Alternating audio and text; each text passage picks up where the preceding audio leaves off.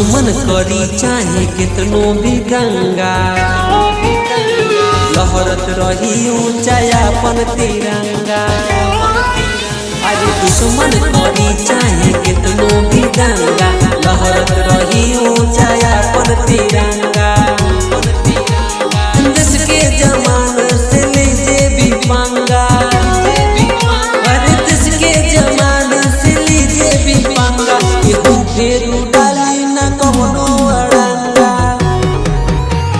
दुश्मन करी चाहे कितनो भी दंगा, लहरत रही ऊंचायापन तिरंगा।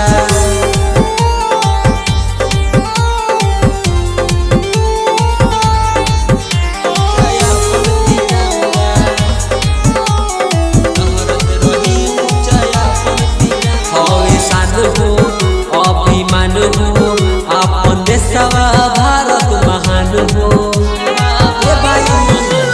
शान हो अभिमान हो अपन देशवा भारत महान हो।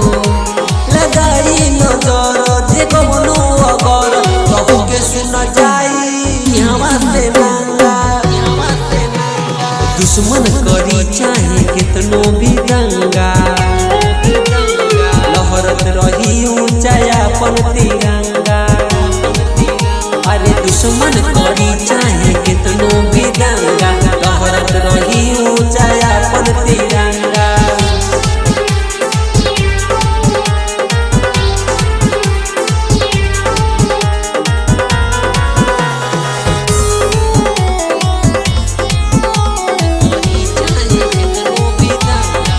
लागे प्यारा रंग सारा, केसरिया सफेद और हरा।